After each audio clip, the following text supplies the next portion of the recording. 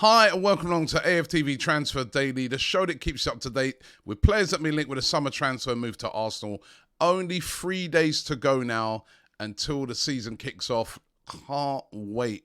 Arsenal versus Crystal Palace on Friday night, the first game of the Premier League season. We're all so excited for it. Also, last night there was the All or Nothing documentary. They had a preview of it. And Mikel Arteta was down there with a couple of the players.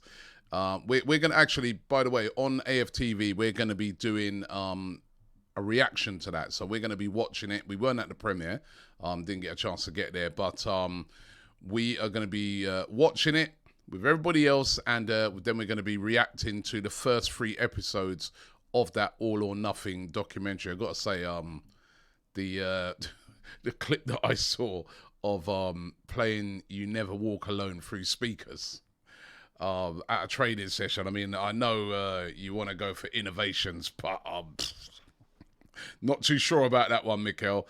And we did end up losing that game 4-0, if I remember rightly. So that didn't really work out, did it? But listen, this is the sort of things that we're gonna see in this documentary. You know what? He's a guy of innovation, and you know, I love to see that. To be honest, I do love to see that. But Arsenal also getting really, really busy. I noticed Edu was there last night, but getting really, really busy in the transfer market, especially the outgoings. Bernd Leno leaving yesterday for Fulham. I was looking at the deal. David Ornstein broke it down on his Twitter page. It comes to 8 million, but listen to the breakdown. 3 million transfer fee plus 1 million based on Premier League appearances, right? Then an additional 2 million if Fulham stay in the Premier League, which, you know, a lot of people are saying they might go down. So if they did, wouldn't get that 2 million.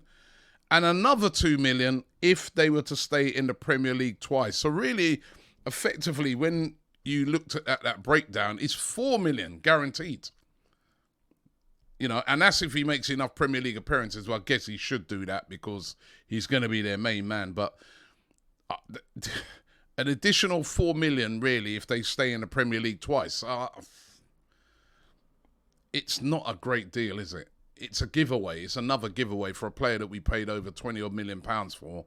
We've literally given him away. And as I said, I think there's been a lot of sort of goodwill on that deal where they've just literally said to him, Leno, for your services, we're going to smooth the path so you can get a good move. We know it's a World Cup year, because certainly that is a terrible deal for Arsenal when you look on the breakdown of it that David Ornstein did. Another goalkeeper is on his way out is Alex Runarsson. Remember him? I think he's only played not even a handful of games, a couple of games for Arsenal, which were disastrous. Was a real weird signing when we made it. He is set to complete a move to Rennes. Only got 1 year left on his contract, but set to complete a move to Rennes, and Alex Runarsson will be leaving the club. So that is another player that is leaving. And then, of course, there's Lucas Torreira. I spoke about this one yesterday.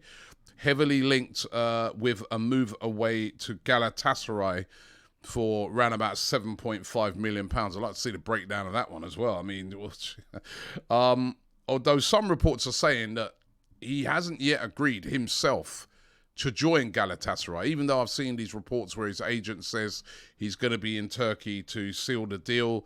There's a lot of talk that there's a few Italian clubs hovering around looking at the possibility of possibly hijacking that deal.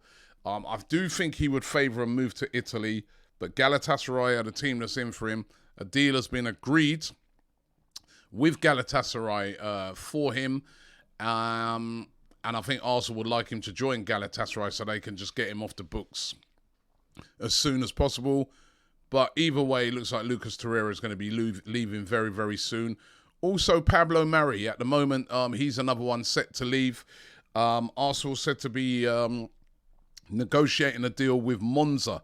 That's the team over there in Serie A, where they were promoted to Serie A this season. Owned by Sergio Berlusconi. Remember, he used to own AC Milan. They're looking at high-profile players.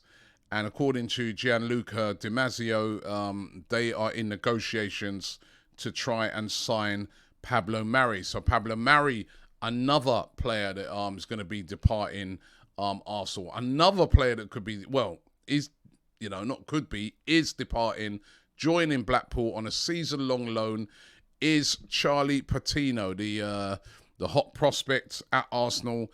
He's joining Blackpool on a season-long loan, which I think that's a good loan for him. Get out there, play some games, play week in, week out, show what you can do, show your strength. He looked good when he came in for Arsenal.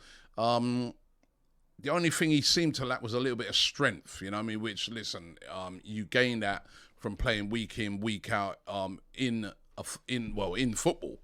And that's the one thing, you can play under 23 football and you can look great in that. But really and truly, your next step is playing what they say men's football, like playing week in, week out in a tough league.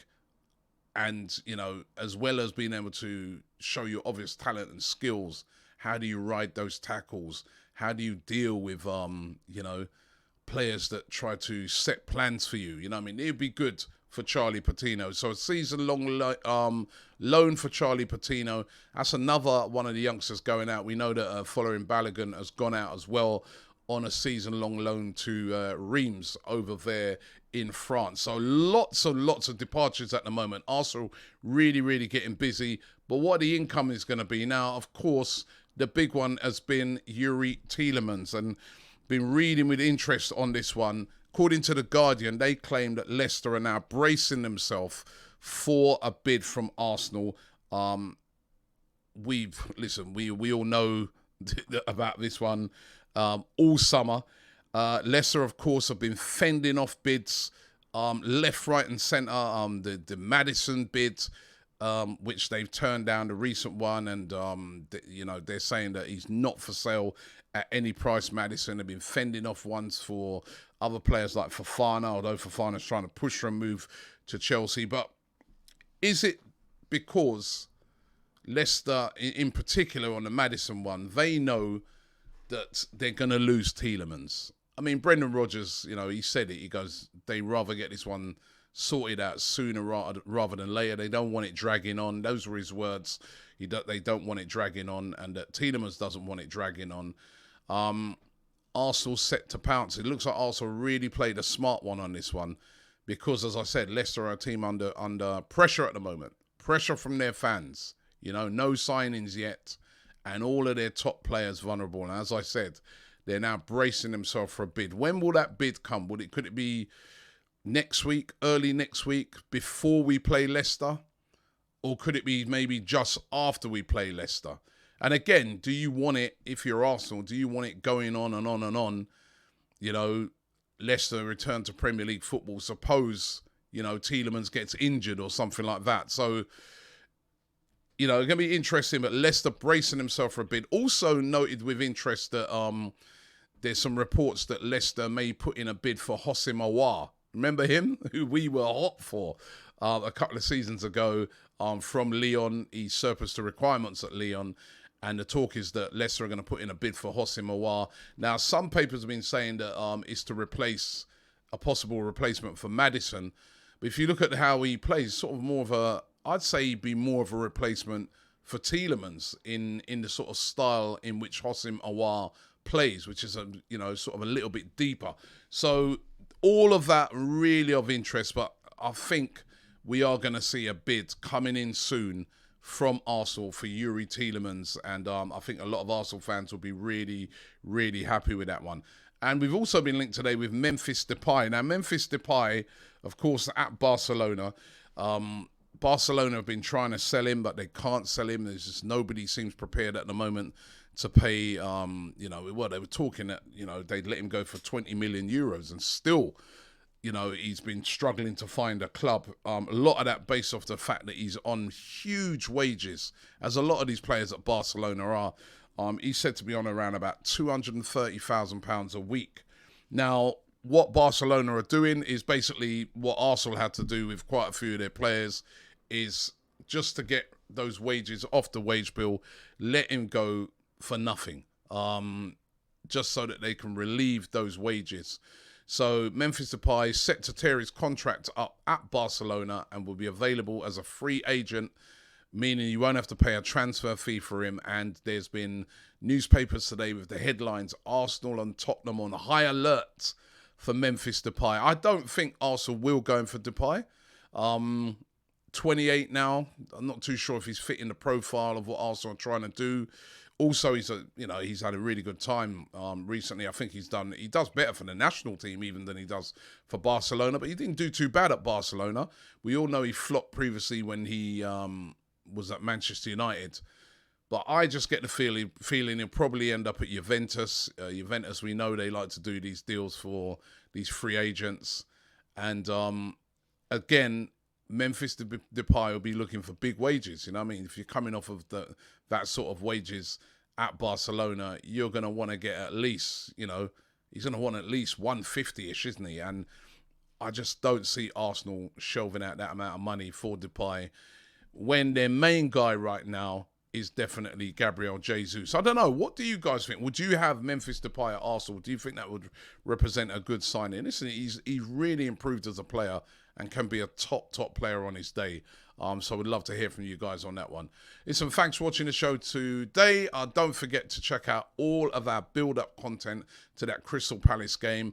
As I said earlier as well, don't forget we're going to be doing, a reaction to the All or Nothing documentary, and you can check out my interview that I did recently at Oxford Union as well. There's a link here in the cards. Thanks for watching the show, and I'll see you tomorrow.